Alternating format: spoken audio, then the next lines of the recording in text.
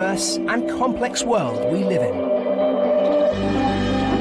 And at the heart of many of these worlds is a very special group of animals. The insects, and their close relatives, the arachnids and crustaceans, classed together as the arthropods. Together they account for 80% of all animal species on our planet. In these three specials, we're going to explore the connections and relationships that they have with us, our planet, and with each other. Ultimately, to understand how this group hold the key to life itself inside nature's microworlds.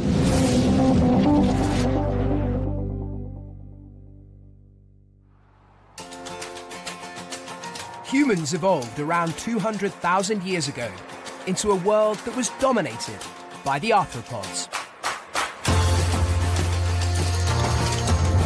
In that time, we've learned to live alongside each other, taking the benefits and putting up with some of the annoyances. But do we understand what life would be like without this group of animals? How many of us really know how intricately linked our lives have become, that without the arthropods, life as we know it would not exist? Some even question if survival of the human race would be possible at all. But how can this be? What have the arthropods ever done for us? The ways they affect human life are diverse and far-reaching. And to really understand the importance of this influence, we need to unpick the relationships, both good and bad, that we have with the arthropods.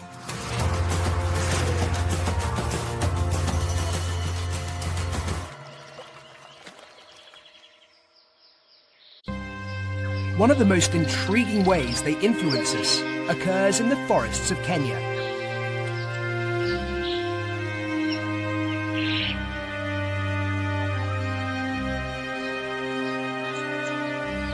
These driver ants are searching for food.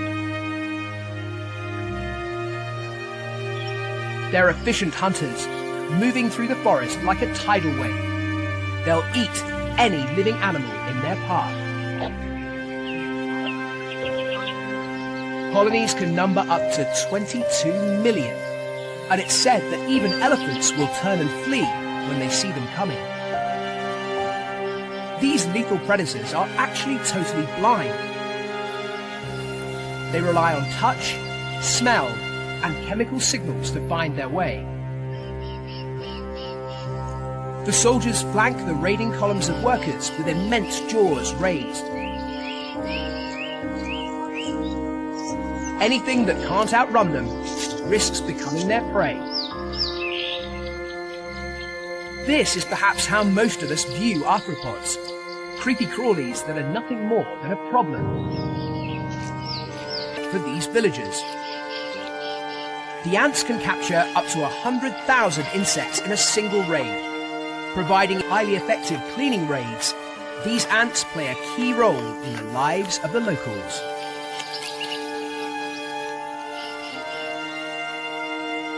But arthropods can provide us with something even more important than a service.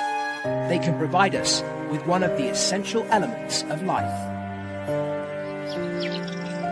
900 miles south of Kenya lies Lake Malawi.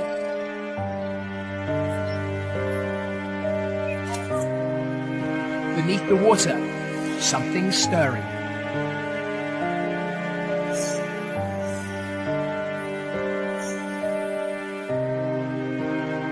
Trillions and trillions of lake fly larvae are getting ready to emerge.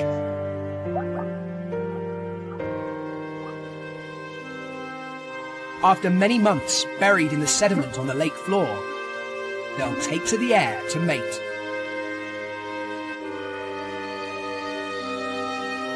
Towers of mating flies stretch hundreds of meters into the air. Like smoke, they rise from the surface of the lake.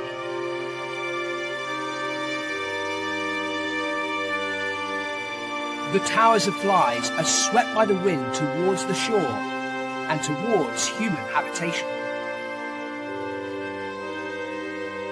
Here they cloak vegetation and engulf whole forests and villages in their path.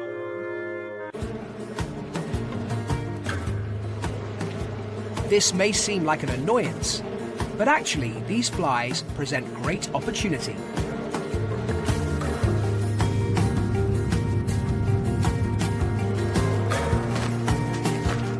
Villagers sweep baskets through the air to catch the flies. The biomass of these flies is equivalent to huge herds of game that roam the surrounding plains, but they're far easier to catch.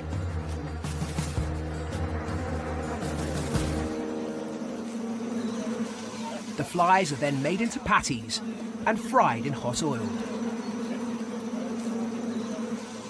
Each patty contains 500,000 flies and has 7 times more protein than the average beef burger. For people who have little protein in their diet, this can be a lifesaver.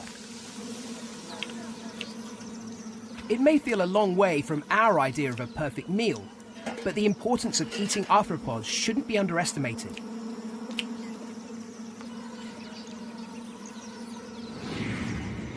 Over 11 million tons of crustaceans are consumed by humans every year.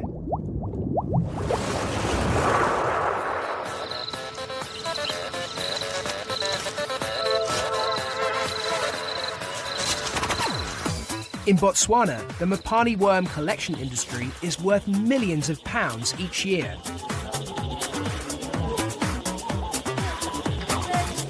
For 2.5 billion people worldwide, insects are a vital source of food.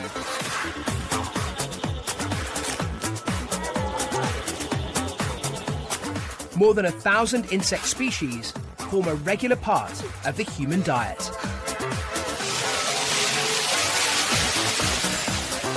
Rich in vitamins, protein, and minerals. It's mainly in the West that people are uncomfortable with the idea of eating insects. But the United Nations believe that eating insects instead of mammal meat may provide a solution to stamping out famine and reducing climate change. The raising of livestock, such as cows, pigs, and sheep, occupies 2/3 of the world's farmland and generates 20% of all greenhouse gases.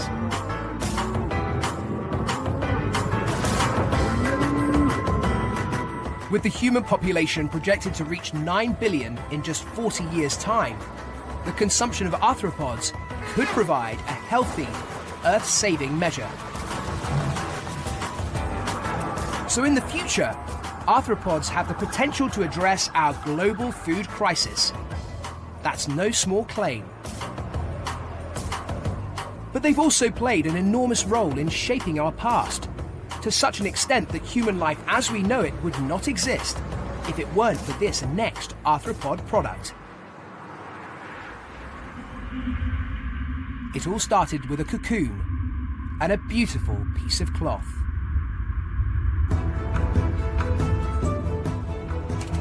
China, home to 1 billion people and a very special arthropod. This is a silkworm caterpillar. They eat only mulberry leaves.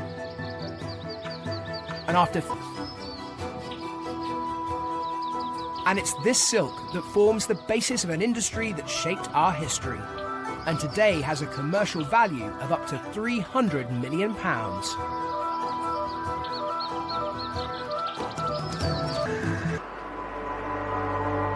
The transport of silk from Asia towards Europe led to the establishment of the famed Silk Road around 200 BC. This 4,000-mile trade route forged relationships between different and diverse cultures and was pivotal in the development of the civilizations in China, India, Europe, and Arabia. So highly, humans will risk their life trying to collect it.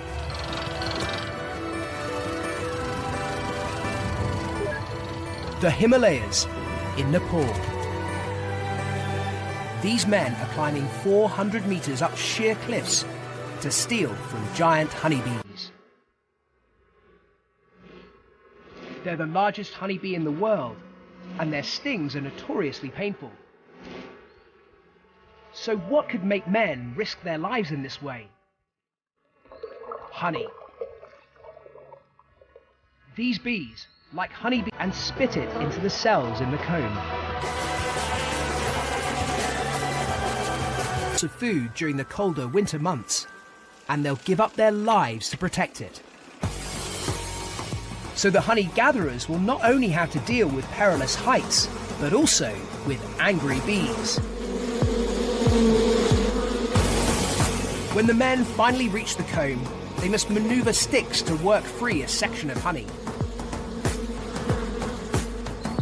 With little protection against the stings, they must work quickly before being overcome by the bee's venom.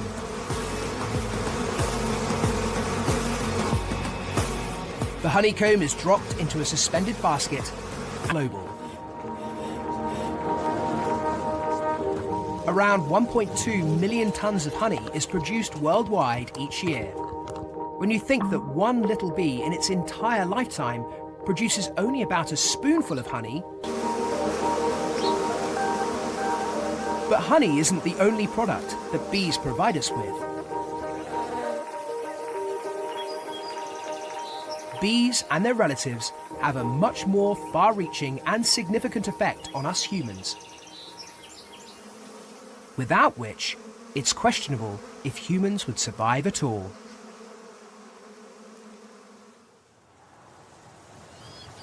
And to see what this is, we must examine a wonderful process happening all around us and responsible for shaping the world we live in. The coastal cliffs of Sardinia in the Mediterranean are home to an unusual plant. The dead horse arum. It looks like a dead, rotting animal and has a smell to match. This canny flower even raises its temperature by as much as 20 degrees above the surrounding vegetation to complete its disguise. The smell is taken by the wind, and it's not long before the arum is noticed. These flies are hoping they found a carcass, its smell, its temperature, and its internal barriers, all to ensure the transfer of pollen grains from one plant to another.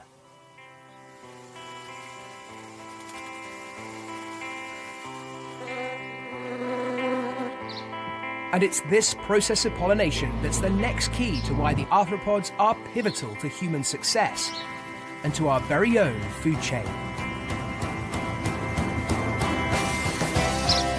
As much as 35% of all human food is dependent on pollination by arthropods across a year. Without them, we wouldn't have apples, almonds, cherries, oranges, tomatoes, or squash on our supermarket shelves. 84% of crop species grown in Europe still depend on insect pollination. Without insects, our crops would flounder, supermarket stocks would plummet, and life on Earth would irreversibly suffer. But to really understand our relationship with the arthropods, we need to examine their negative effects as well as the positive. The deserts of West Africa.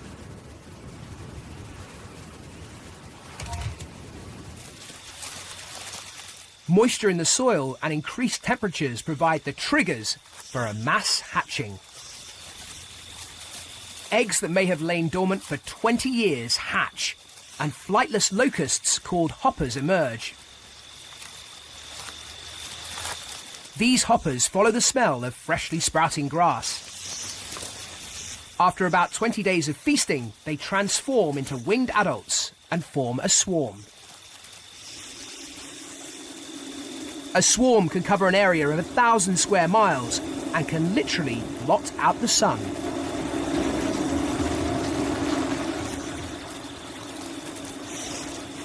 They eat their own body weight in food each day. En masse, they can get through 200,000 tons of crops, enough to feed 500 million people.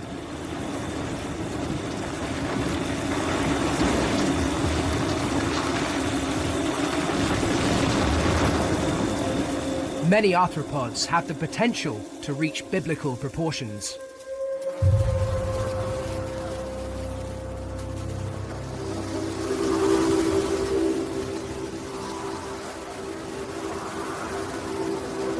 Their ability to reproduce quickly and prolifically means their numbers, left unregulated, can snowball out of control. For us humans, that can present a real problem.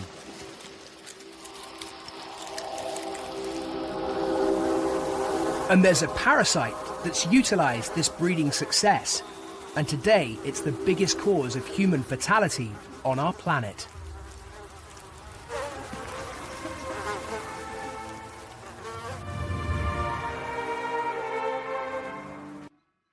It kills 3,000 people every day, and without arthropods, it wouldn't exist. Throughout history, this relentless killer has claimed more victims than any other disease. It's killed more people than both the world wars put together, and at least 40% of the world's population are at risk. The disease is carried by the Anopheles mosquito, and it's called malaria. But really, this mosquito is just a pawn in a parasite's game. The parasite lives by eating the red blood cells of the victim it attacks. When a mosquito bites an infected person, it sucks up the blood containing the parasite into its gut. The parasite multiplies, then burrows into the mosquito's saliva gland, where it's squirted into the blood of the mosquito's next victim.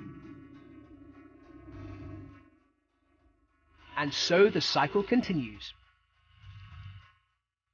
But can we really blame the mosquito? It gains nothing from carrying the parasite.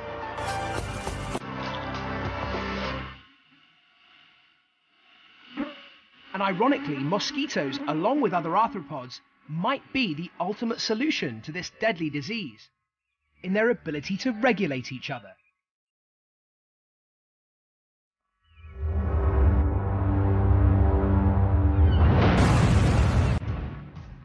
An example of this is played out in a field in the South Downs.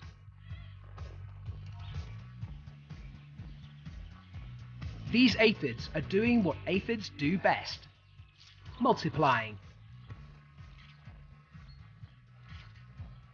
They're breeding machines, and by the end of a season, a single aphid can have produced over 1 billion descendants.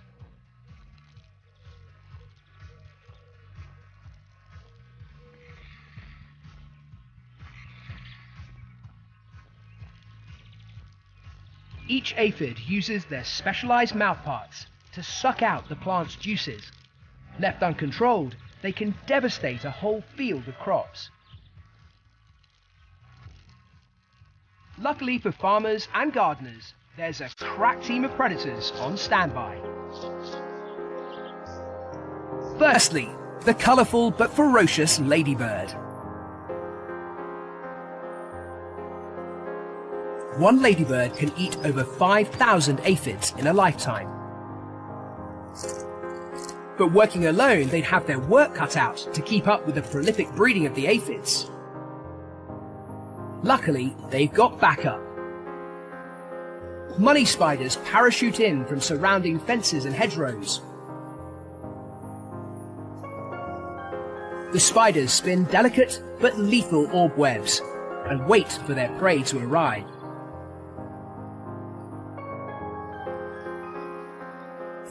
When the bumbling ladybird has had her fill, her movements dislodge further aphids that drop into the silken traps below.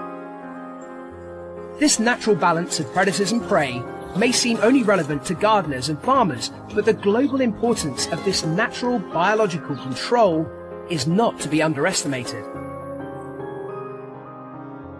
Pest control services provided by insects were valued at over $60 billion a year in the USA alone. This is a service we really can't afford to lose.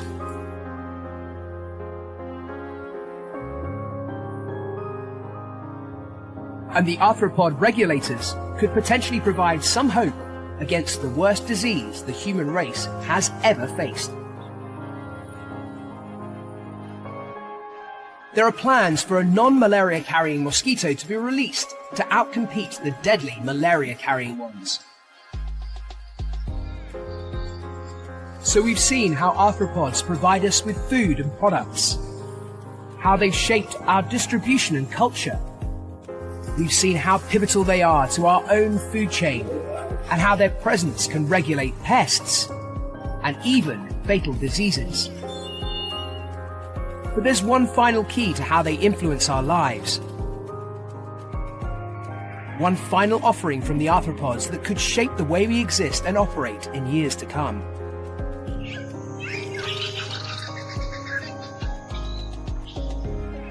Depending on how, workers will appear to deal with the bounty, rear their young using their own bodies. They stage foraging raids and vacate an area of forest when food sources dwindle. They're efficient, responsive, and smart. Everything our human organizations strive to be. And we're just starting to learn how such efficiency is achieved.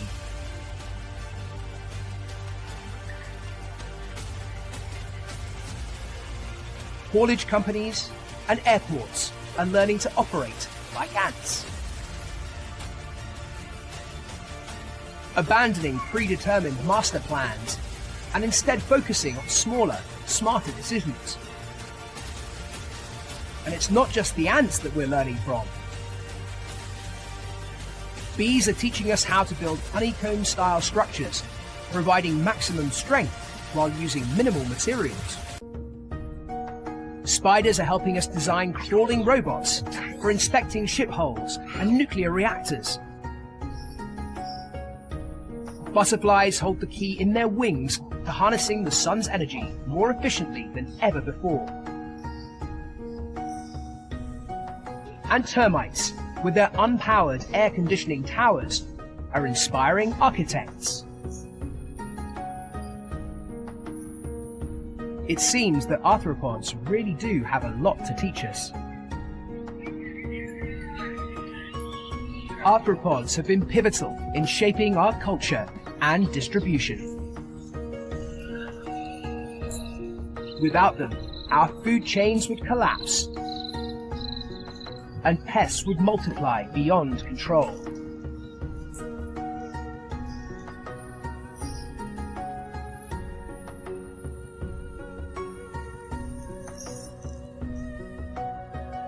We humans would do well to remember that arthropods could survive perfectly well without us.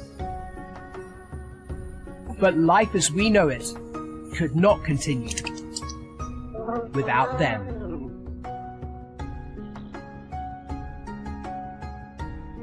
A collection of worlds within worlds, each one a network of relationships leading to the diverse and complex world we live in. And at the heart of many of these worlds is a very special group of animals. The insects, and their close relatives, the arachnids and crustaceans, classed together as the arthropods. Together they account for 80% of all animal species on our planet. In these three specials, we're going to explore the connections and relationships that they have with us, our planet, and with each other looking over. But they're not the most important. To find out what is, we need to explore a far more harmonious relationship, one that began in prehistoric times. 140 million years ago, the world was a very different place. Sexual reproduction relies upon either the wind or water. With millions of tiny pollen grains dispersed in the hope that some are intercepted by individuals of the same species. Rich in oils and proteins, pollen grains are expensive to produce, and the majority are wasted. Then an incredible relationship began, which would change the colour and diversity of our planet, and ultimately create the richest ecosystem of all. The presence of insects allowed a new kind of plant to evolve. The flowering plants. To reduce the squandering of pollen, these plants no longer relied on wind or water for pollination. Instead, they recruited insects to pollinate them with nectar-loaded flowers. Tailoring their advertisements to match insect senses, a burst of colour and smell quickly spread across the planet.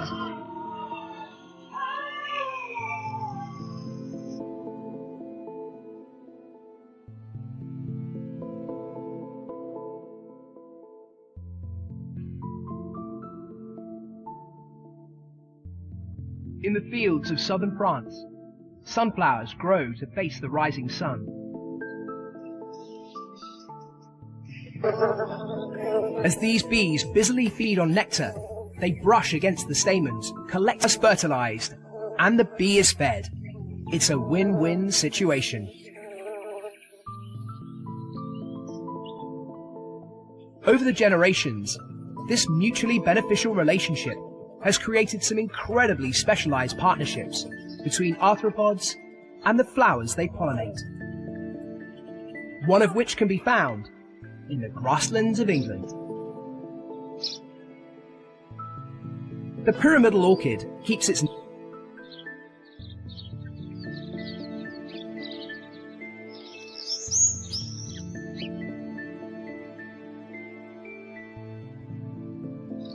But an even more elaborate partnership has evolved in the rainforests of Central America.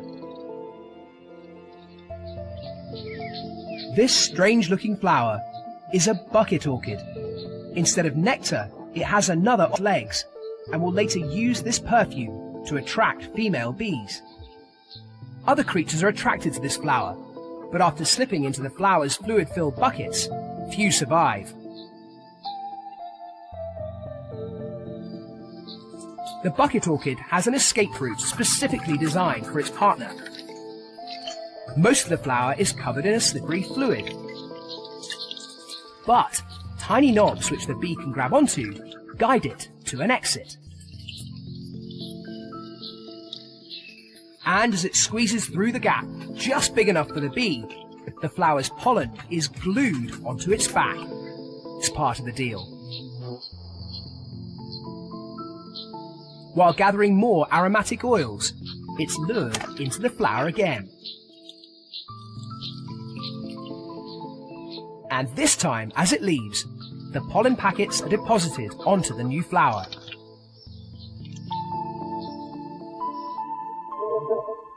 For over 100 million years, the pollinators and their flowering partners have evolved, diversified,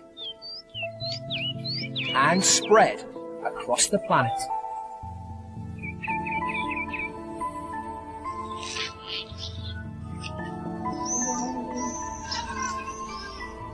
With their success came an explosion of life as they created new opportunities, new habitats, and new ecosystems.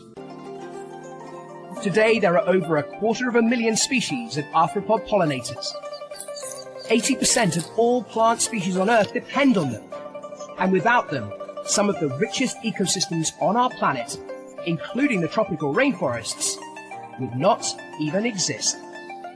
From the harvesters and providers, to the recyclers and controllers, each group of arthropods has a truly astonishing influence on the workings of our planet. But it's ultimately the pollinators that have the greatest influence of all.